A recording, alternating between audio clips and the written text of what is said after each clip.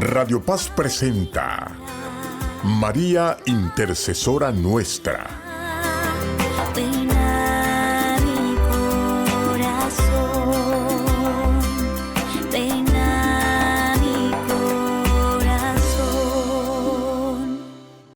Hola, ¿qué tal amigos oyentes? Bienvenidos a este momento de oración, de meditación y de estudio para consagrarnos a Jesús a través de María Santísima, su Madre, nuestra Madre. Antes de continuar, vamos a invitar al Espíritu Santo para que sea Él nuestra luz y guía. Ven, Espíritu Santo, ven por medio de la poderosa intercesión del corazón inmaculado de María, tu amadísima esposa. Padre, en tus manos me pongo. Haz de mí lo que tú quieras. Por todo lo que hagas de mí, te doy gracias. Lo acepto todo, con tal que tu voluntad se haga en mí y en todas las criaturas. No deseo otra cosa más que esto, Dios mío. Pongo mi alma entre tus manos. Te la doy, Señor, con todo el ardor de mi corazón, porque te amo, y es para mí necesidad de amor el darme, el entregarme entre tus manos, sin medida, sin reserva, con infinita confianza, porque tú eres mi Padre. Amén. Y bien, amigos oyentes, continuamos con esta preparación para consagrarnos a Jesús a través de María Santísima. Estamos hablando de por qué los hombres no somos felices. Dice el obispo Fulton Sheen que tenemos 4 elementos que nos impiden ser felices: el egoísmo, la envidia, la codicia y los celos. Veamos entonces qué nos dice él acerca de la alegría y el contento del hombre. Dice él que la alegría consiste en la deliciosa sensación de que se ha alcanzado un bien y gozado de la perspectiva de las ventajas que ello puede producirnos. Puede haber alegrías naturales y alegrías espirituales.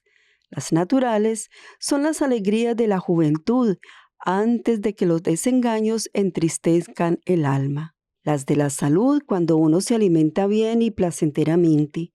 Las del éxito, cuando se gana una batalla. Las del afecto, cuando nos aman de corazón. Las alegrías espirituales dan a las naturales cimientos más duraderos. La felicidad terrenal no es permanente ni honda sin el apoyo de una conciencia sana. La alegría espiritual consiste en la serenidad de temperamento en medio de las mudanzas de la vida. ¿No conserva su inmutabilidad una montaña cuando una tormenta descarga sobre ella? El hombre que no afinca sus raíces en la divinidad, cualquier conturbación le parece exagerada. No puede aplicar todas sus energías a una empresa determinada porque está preocupado por muchas otras cosas.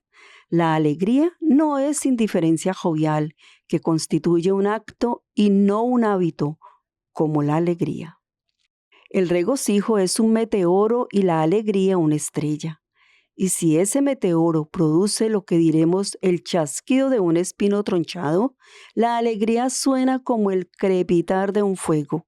La alegría es en cuanto permanente y dificulta acciones menores y más fáciles. Tras un largo día de marcha, los soldados no andarían con la marcialidad con que lo hacen si no los animara el son de la música. Un corazón alegre siempre halla llevadero el yugo y ligera la carga. De nada sirve una enfermera en la alcoba de un paciente si no tiene alegre ánimo. Antes de cuidar a un doliente, la enfermera debe haber sufrido una operación y poseer sentido del humor. Por la operación sabrá lo que es el dolor. Por el humor le consta cómo difundir felicidad en torno. La operación puede ser simbólica en el aspecto de saber apreciar los sufrimientos y las molestias de los demás. Nada hace sentirse más viejo a un enfermo que una cara larga. La alegría tiene más conexiones con los sentimientos que con la razón. Para un casado, su mujer y sus hijos son motivo de alegría. La capacidad de alegrarse es siempre una prueba de la condición moral de un hombre. No es feliz por fuera quien no lo es por dentro. Así como el disgusto es compañero del pecado, la alegría es acompañante de la santidad. Puede sentirse alegría en la prosperidad y en la adversidad. Durante la prosperidad nos satisfacen no los bienes que tenemos, sino los que esperamos. No los placeres experimentados, sino los que aguardamos sin verlos. Pueden abundar las riquezas, mas esperamos aquellas que la polilla no devora, la herrumbre no consume y no roban los ladrones. En la adversidad puede recordarse que hasta el Divino Maestro hubo de morir en la cruz para resucitar. Si la alegría hoy no es común, se debe a que hay almas tímidas sin valor para olvidarse de sí mismas y sacrificarse por el prójimo, o a que existe poca simpatía por las cosas del mundo venidero, lo que hace que las más brillantes de ellas nos parezcan vanidades. Cuando se desvanece la creencia en Dios y en la salvación del alma, en la vida eterna, la alegría se apaga y volvemos a la desesperación de los paganos. Los antiguos griegos y romanos siempre veían una sombra en su sendero y un esqueleto a sus pies. No es extraño que un romano que no tenía motivos para vivir ni nada que esperar, entrase en el baño, se abriese la vena y se dejara morir desangrándose sin dolor. El famoso poeta griego comentó una vez, hablando de la vida, que valía más no haber nacido y que lo mejor era dejar la existencia cuanto antes. Esto es lo opuesto a lo que San Pablo nos dice: regocíjate en el Señor, regocíjate, te lo repito. Nadie es irremisiblemente desgraciado, excepto el individuo que no sabe lo que la felicidad significa. La vida solo es insoportable para los que ignoran por qué motivo viven, para los que han perdido el sentido de la vida, que solo lo da el saber y conocer que hay un Dios que está presente y vivo en nuestra vida.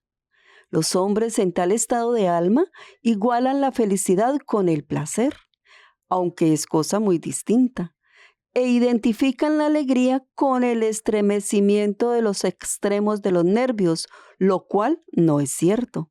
Las cosas externas no producen paz interior. Cuanto más persistente se busca la satisfacción y un objetivo que servir, situado fuera de nuestro dominio, menos estable es la posibilidad del contento y más decepciones se sufrirán.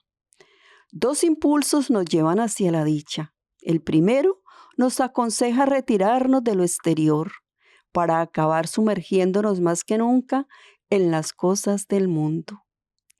El segundo impulso, mucho más profundo, consiste en la elevación de lo que es inferior en nosotros hacia lo superior, del egoísmo hacia nuestro Dios, es decir, del egocentrismo hacia nuestro Dios.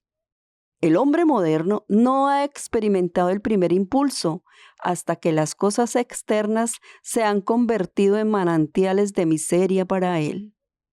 Las guerras, las depresiones, la inseguridad, la vida vacía, el ruido del mundo aterrorizan a los hombres de esta sociedad que han querido apartarse de sus contactos con el mundo externo y buscar satisfacciones dentro de sus limitadas personalidades. Por eso la psiquiatría tiene hoy tanto vasto campo de acción. Tiene tantos pacientes cada día con deseos de morir, con intentos de suicidio. No en vano, se nos ha invitado, los obispos de los Estados Unidos de América, a que hagamos una novena por la salud mental, porque hoy más que nunca, donde todo parece ser mejor, el ser humano carece de felicidad. Está rodeado de mucho ruido y de muchas personas, pero se siente solo. El alma moderna, alarmada por lo que encuentra fuera de sí, bajo las persianas de su alma, y procura buscar contento analizando su subconsciente con sus sentimientos, temores y altibajos y fracasos, no encuentra la felicidad. Esta alma se encuentra retirada de sí misma y a la vez centrado en su propio yo. Se ha concentrado en sus placeres carnales y ha perdido el sentido de la relación con Dios, el sentido de la vida. Parece estar aprisionado dentro de su propio yo. No le interesa nada más que su propia felicidad y placer. La cura del alma jamás consistirá en el placer de los sentidos. La cura del alma está en la renuncia de sí mismo para encontrarse con el que mora dentro de sí. El encuentro con Jesucristo saca del centro a la persona y la enfoca hacia Él y en Él hacia el prójimo. Es por eso muy común encontrar personas que después de un retiro o de cualquier situación que les ha llevado con el encuentro con Jesús, deciden volcar sus vidas a servir a otros. Quieren hacer partícipe a los demás de la alegría que da el encuentro con el amado.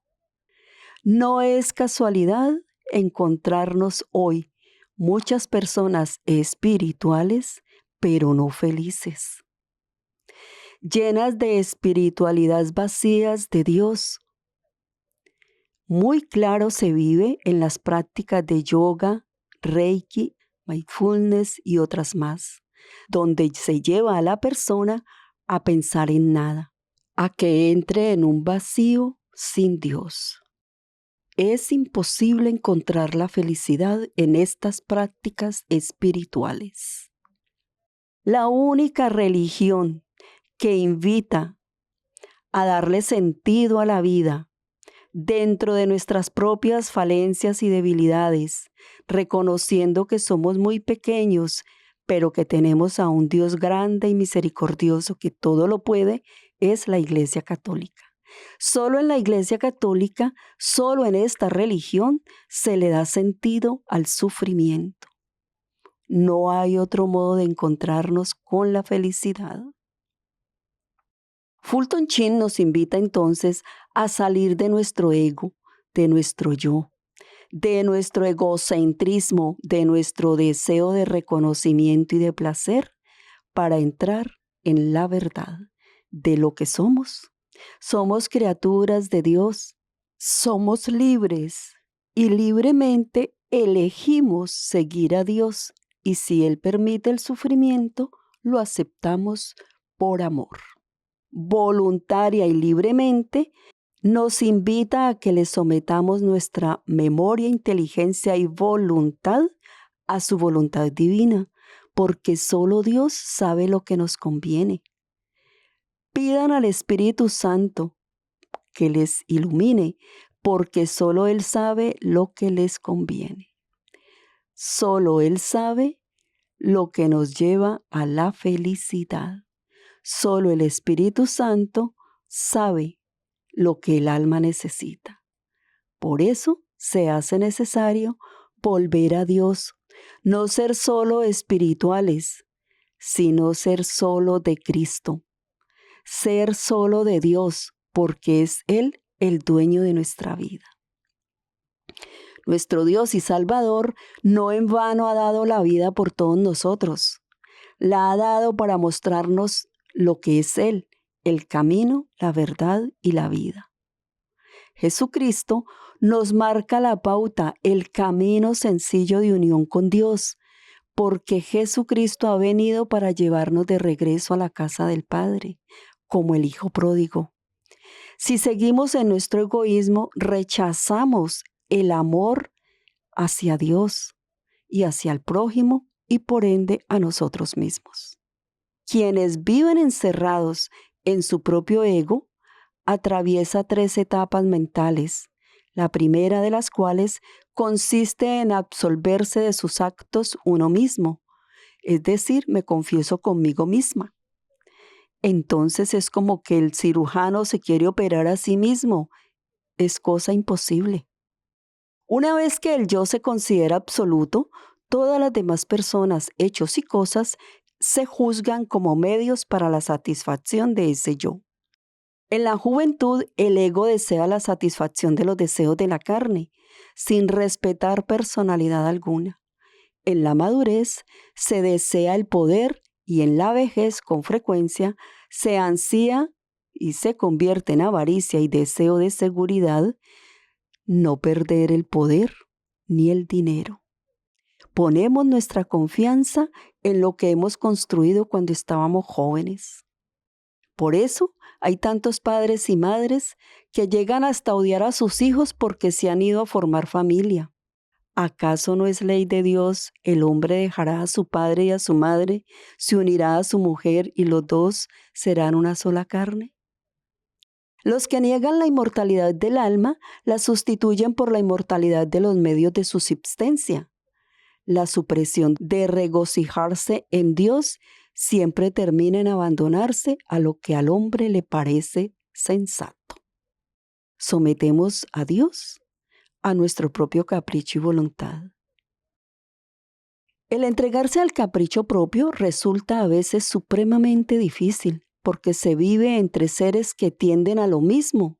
Me rodeo de personas que están también cargados de ego, de deseo de su propio placer, y esto disminuye mi propio placer. El ego acaba descendiendo a la segunda etapa, el temor, a lo que equivale a la fosilización del amor a uno mismo. Quien se ha extrovertido buscando siempre placeres fuera de sí mismo es el más inclinado al temor de perder, puesto que ha centrado sus objetivos y su confianza en cosas no sometidas al dominio de su voluntad. Por mucho poder y dinero que tenga, no tengo control sobre lo que creo que tengo control. No puedo dominar, incluso ni siquiera las personas. ¿Cuántos divorcios se dan? ¿Cuántos empleados se retiran de mi círculo de acción? ¿Cuántos amigos me abandonan por mi comportamiento? Cuanto más se apoya un hombre en un bastón perteneciente a otro egoísta, más expuesto está a que se lo quiten y caer. El desengaño es el sino de los que viven totalmente para sus sentidos. Todo pesimista es un hedonista frustrado. Las decepciones, la saciedad y el descontento interno producen el temor. A mayor egoísmo, mayor temor. A más egoísmo del individuo, más sombríos temores. Cuanto nos rodea parece pulular de amenazas. Todos están contra mí, suelen decirse. Unos temen a la vejez, otros a la muerte, otros al suicidio. Al fin, la desesperación se afinca en el alma y el yo, abandonado a sus propios recursos, acaba reconociendo que no es nada, que no tiene poder y que su dinero, si es que lo ha conseguido, no le sirve para su felicidad. Al aislarse el egoísta de Dios y del prójimo, se aísla del conocimiento que pueden proporcionarle esas fuentes y queda abandonado al angosto conocimiento de su personal congoja. El yo sabe cada vez menos respecto a su destino y a su finalidad en la vida. Si conoce hechos, no acierta a armonizarlos y a sacar conclusiones de ellos. Su saber se asemeja a lo que se aprende en los cursos de un colegio moderno, es decir, cosas que valen para darnos importancia, pero no para lograr el sentido de la vida. La ignorancia se multiplica cuando se conocen muchas cosas que no se saben correlacionar. El discreto sí conoce una cosa, que es bondad. Y en esto se engloba todo. En cambio, la ignorancia del egoísta le amarga y le torna cínico. En primer lugar, porque no puede desprenderse nunca de cierto deseo de bondad que Dios ha puesto en su interior. Y el segundo, porque sabe que ya no está a su alcance el buscarla. Estos trágicos efectos del egoísmo no carecen de remedio, por supuesto que no. Siempre hay una esperanza, volver a Dios, doblarnos ante el Señor, arrodillarnos frente a Él, que es el único Dios verdadero, que me ama tanto, que envió a su propio Hijo para traerme de nuevo a casa. El divino mandamiento de amar a Dios sobre todas las cosas y al prójimo como a uno mismo, comienza por confesar que el hombre ama a su propia persona. Ahí ya en ese Evangelio Jesucristo nos está dejando saber que tenemos esta inclinación de egoísmo, de egocentrismo. Pero las palabras como a ti mismo quebrantan todo amor exclusivista de mi propia personalidad. Plantean el problema de cómo un hombre se ama a sí mismo al punto de llegar al egoísmo. Hay que amarse a sí mismo, pero dentro del orden de Dios. Jamás por encima de amar a Dios y amar al otro como me amo a mí mismo. Así que si deseo el bien para mí, también lo quiero para el otro. El hombre en su interior siempre encuentra algo que le gusta y algo que le desagrada. Como le gusta su vida, descansa en su butaca cómoda. Lleva ropas que le sientan bien, nutre su cuerpo, etc. Pero algo hay que le contraría en su persona. Le disgusta hacer el ridículo o le apena insultar a un amigo, entre otras palabras. Le place verse como una criatura a imagen y semejanza de Dios, pero le enoja notar estropeada esta imagen. Porque en el fondo Dios siempre permanece luchando dentro de nuestra conciencia para que entremos en la verdad de lo que es Él y de lo que soy yo. Dios me ama así pecadora como soy. No ama mi pecado ni mi modo de actuar, no le gusta, no le agrada. Por eso mueve mi conciencia cada día a que lo busque. Pero si estoy embelesada en los placeres de mi carne, no le escucho, no oigo la voz de Dios, no entiendo lo que el Espíritu Santo me está revelando, no entiendo lo que mi propia alma suplica y grita, diciendo, quiero ser feliz. Ese deseo de ser feliz es el deseo de hallar a mi Dios que habita dentro de mí. A pesar de mis falencias, a pesar de mi pecado, a pesar de mi egocentrismo, a pesar de todos mis desaciertos, Dios no me abandona. Está luchando para que yo me vuelva a Él. Hay una batalla interior en todo ser humano. Busca a Dios fuera de sí y Dios está dentro de sí. Esta frase hay que tomarla muy concienzudamente porque los que practican yoga, reiki y todas estas otras prácticas hablan del Dios dentro de ti, pero ignorando al Dios dentro de ti. Cuando reconozco la presencia de Dios dentro de mí, reconozco lo pequeño que soy. Reconozco mi necesidad de Él. Reconozco que todos los dones y virtudes que tengo son don, son regalo de Él, son para mi propio bien y para el bien de la humanidad. Y dejo actuar a Dios dentro de mí hacia afuera. Ya no soy yo la que luzco, sino la presencia de Dios en mí. Bendiciones.